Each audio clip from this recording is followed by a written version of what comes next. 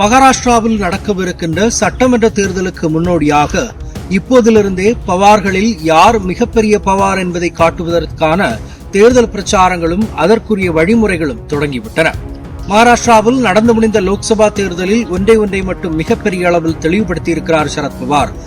தான் உண்மையான பவார்களில் பெரிய பவார் என்றும்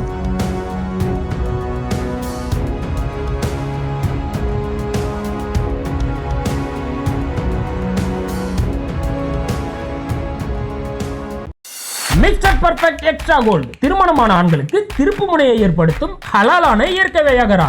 வயதான பலகினமா, சுகர் பலகினமா, இனி கவலை வேண்டாம், உடனே ஆர்டர் செய்யுங்கள். வணக்கம்.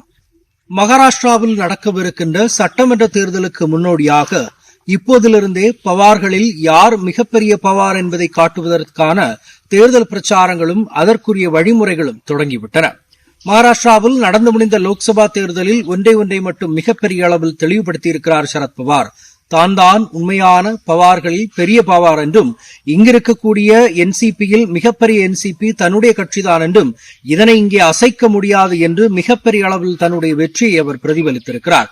10 இடங்களில் போட்டியிட்டு 8 இடங்களில் வெற்றி பெற்றிருந்தார் சரத்பவார்.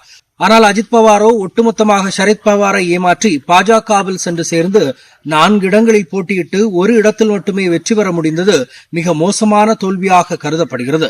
இப்படி நடந்து முடிந்த பாராளுமன்ற தேர்தலை ஒதுக்கிவிட்டு நடக்கப் போகின்ற சட்டமன்ற தேர்தலை எடுத்து பார்த்தால் அஜித் பவார் பாராமதி தொகுதியில் போட்டியிடுவார் என்று அனைவராலும் பார்க்கப்படுகிறது.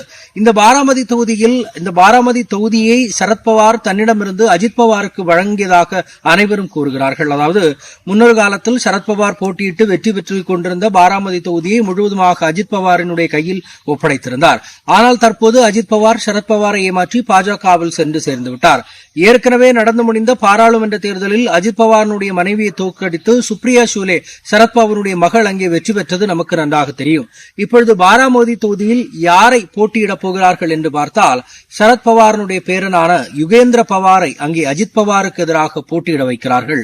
இந்த யுகேந்திர பவார் இதற்கு முன்னதாக நடந்த பாராளுமன்ற தேர்தலில் சுப்ரியா சூலேவனுடைய பிரச்சாரத்தினுடைய மிகப்பெரிய ஒரு பங்கு அல்லது பிரச்சாரம் எப்படி நடக்க வேண்டும், எங்கே நடக்க வேண்டும், என்ன பேச வேண்டும் போன்ற திட்டங்கள், எங்கெங்கெல்லாம் பிரச்சாரம் நடக்க வேண்டும் போன்றவைகளை யுகேந்திர பவார் தான் அனைத்தையும் கண்காணித்து செயல்படுத்தினார் என்பது செய்திகளாக சொல்லப்படுகின்றன.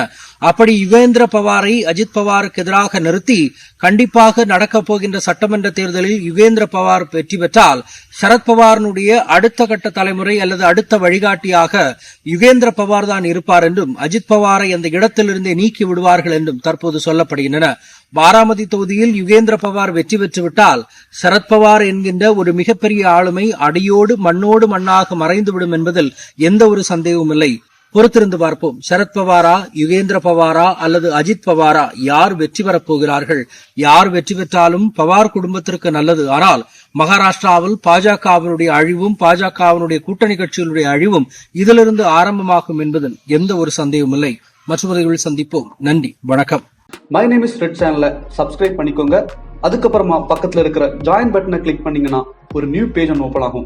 அதுலயும் ஜாயின் பட்டனே கிளிக் பண்ணிக்கோங்க. அதுல பாத்தீங்கன்னா credit R debit card options இருக்கு. இதுல உங்களுக்கு விசா, மாஸ்டர் கார்டு, ரிப்பே அப்படின்னு 3 ஆப்ஷன்ஸ் கொடுத்துருக்காங்க. அதுல நீங்க எந்த கார்டு சூஸ் பண்றீங்களோ அந்த கார்டோட நம்பர் என்டர் பண்ணிக்கோங்க. அப்புறமா கார்டோட வேலிடிட்டி மந்த் அண்ட் இயரை டைப் பண்ணிக்கோங்க. அடுத்தபடியா உங்க கார்டோட பின்னால சிவிசி கோடுன்னு சொல்லிட்டு 3 நம்பர்ஸ் கொடுத்துருப்பாங்க.